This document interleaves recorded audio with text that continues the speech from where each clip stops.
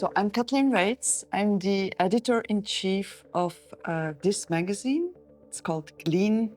It's a Brussels-based magazine on contemporary art.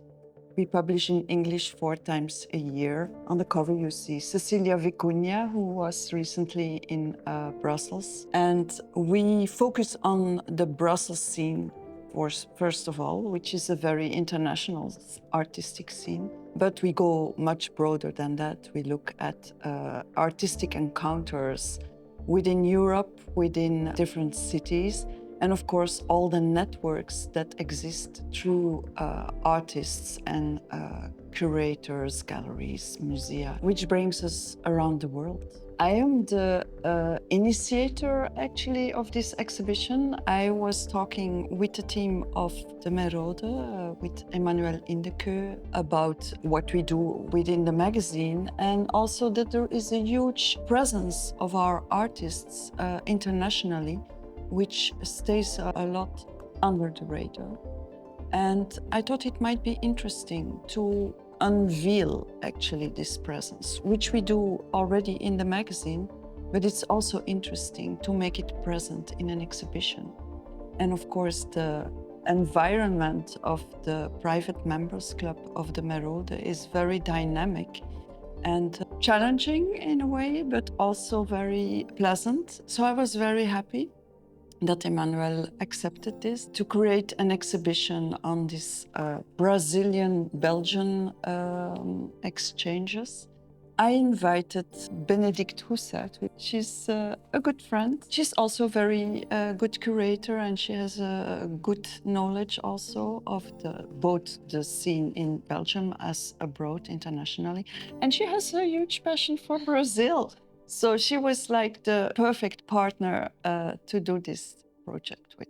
So my name is Bénédicte Goesaert. I'm an independent curator and art advisor. And I was very honored when Kathleen Weyts invited me to participate and collaborate in this beautiful project because it concerns Belgium and Brazil. And I traveled to Brazil for the first time in 2016 when I was still working at ZinoX Gallery. And ever since, something changed for me. It was a very vibrant experience, and it was a story of energy for me, I have to say. Working on this exhibition was at the same time a dream coming true, but also a bit of stress, because I felt like, oh my God, it's happening now.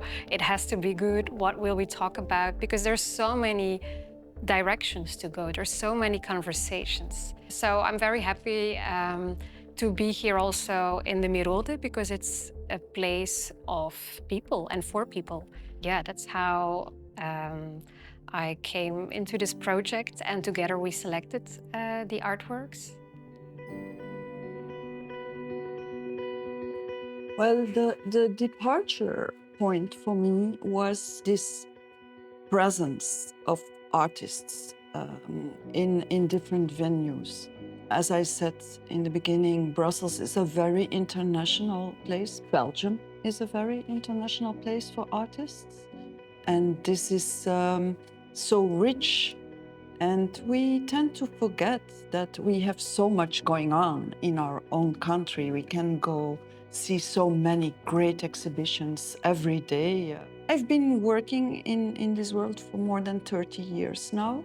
It struck me, actually, that this internationality that we think is so normal, that in a way it stays a bit under the radar. Many of our artists have projects abroad, and we barely know it, or there is barely spoken of, and it's only when we are talking with them and asking them what they're doing that you become aware of it. And so for me, this was the point of departure of the exhibition. And so there has always been a Brazilian presence in Brussels, but it's one of the presences when we think of nationalities in Brussels, we think of a lot of nationalities, but Brazil is not one of the first that we think of. And I found it always very intriguing, and especially with 2 very important galleries settling down in Brussels a few years ago, Mendes Wood and Martins Monteiro. When we started to work on the project, the we had a list of names, of course, you start with that. But then when we were talking to artists, then we found out that there were so many more than we already thought of that did projects in Brazil and the other way around. This was the starting point, actually.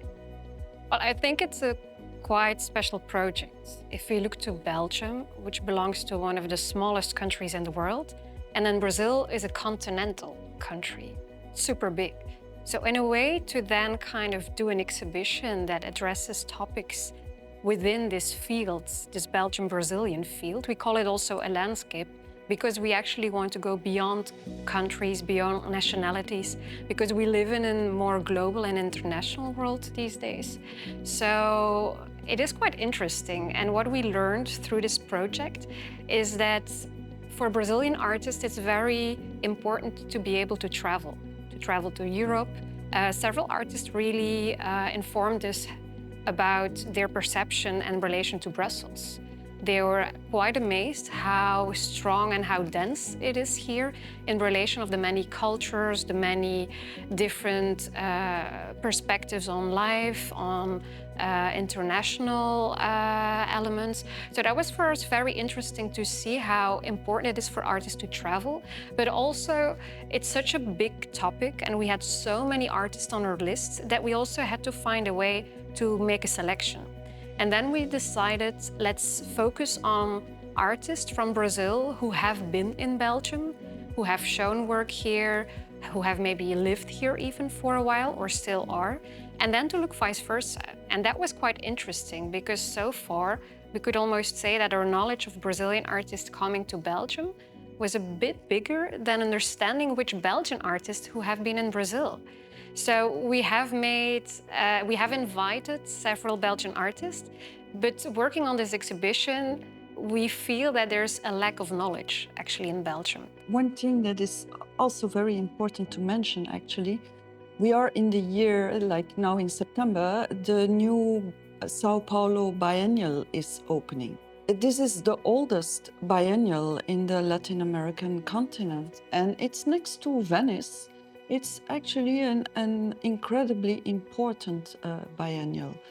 And through our research, what we already knew, that there was a presence of Belgian artists through the years. Even Magritte took part of that biennial. That we very quickly made the reflection, like, we are two Belgian-born curators. We're both white. We're born in a privileged country. This is a Belgian-Brazilian exhibition, but it are two Belgian persons curating this. So this is a very specific lens. But nevertheless, I think both through our experiences, we want to share what we have maybe learned and experienced through the encounters with a lot of Brazilian artists, curators, galleries. And we hope that we can nurture a certain curiosity also of the people who are here. We are also very aware that TheMerode is a place of privilege. It is a beautiful, rich building, but also then considering like it's a platform and what kind of conversations, what kind of works of art do we want to make visible. And in the choices we have made, we have been very sensitive to contemporary topics. So the main title is Energia. We had quite a long discussion actually before we settled for the title. There were a few options. But Energia, it really sounded right because art is about an exchange of energy. And through looking at an artwork or even living with it or discovering it, there is an exchange of energy. Which is indirect because there is the energy that the artists put into the artwork and which is not always clearly visible, which is not always absorbed by the viewer. But there is always something happening. There is always a kind of an interaction. And I think we live in very challenging times where energy is actually a hot issue. People are exhausted, people are overwhelmed, and they look for moments to slow down.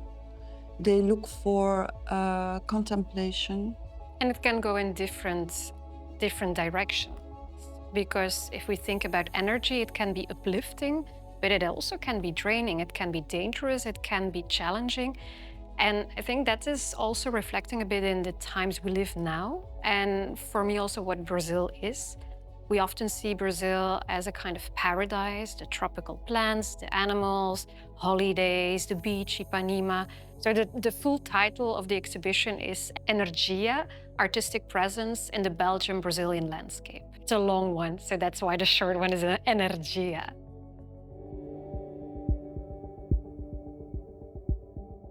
So the exhibition is starting on the 3rd of September, very soon. And the Merode is actually a huge building. And as I said, it's not a museum. It's a working place, a place where people meet. But it was really nice actually to work in these very different spaces, because every space has its own atmosphere.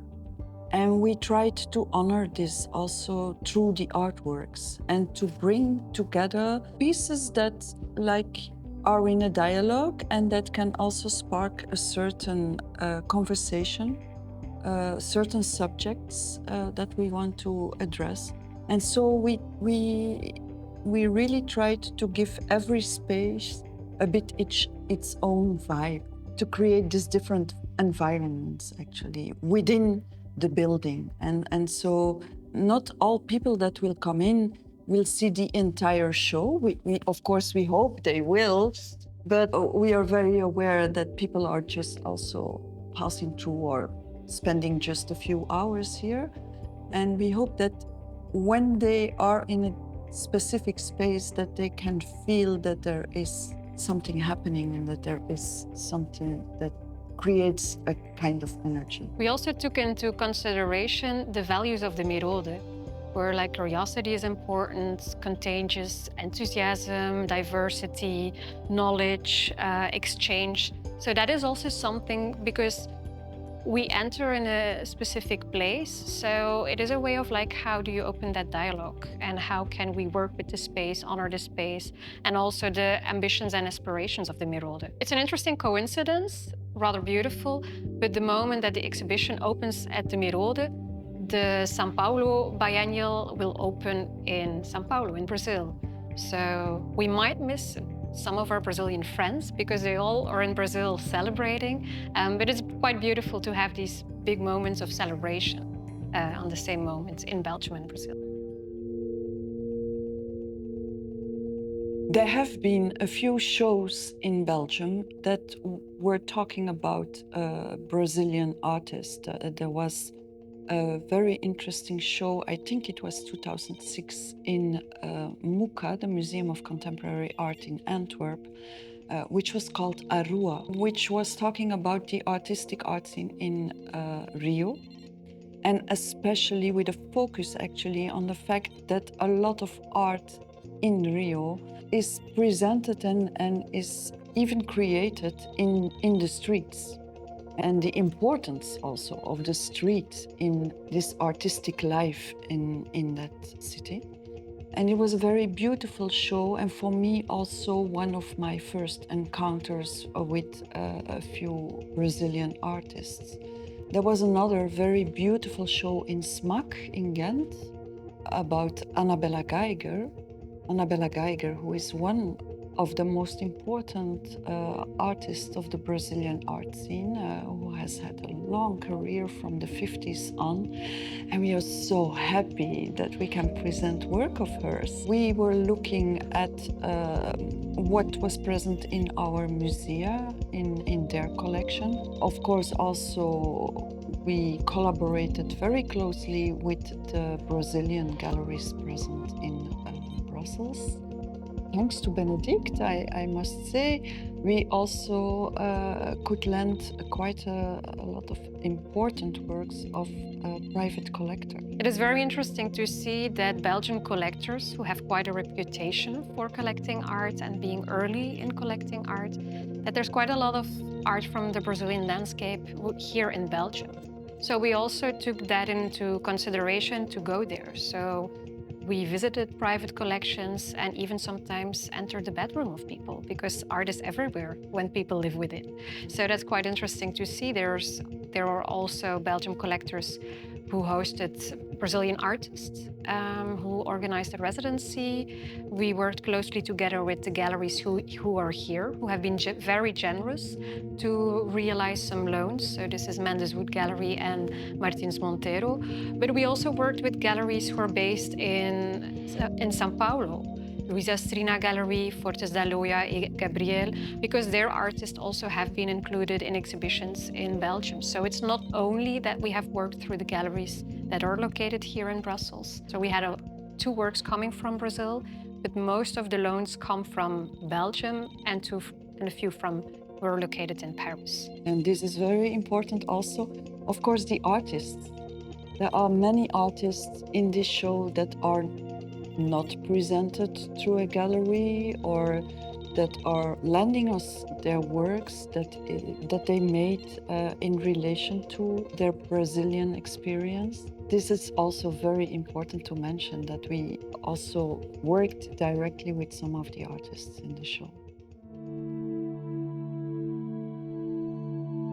They are all kind of important, of course. It's very difficult to make a choice. What is really great is that we can show some artists that were recently in the Sao Paulo Biennial, like our Dirk Werkman, who participated in the Biennial a few years ago. I think it was what we call the COVID 21 edition. Julien Creuset, who's not Belgian, but who's very related to this Brazilian atmosphere. And also Marlena Almeida, that we see works in this room, and we have such beautiful loans actually of her work.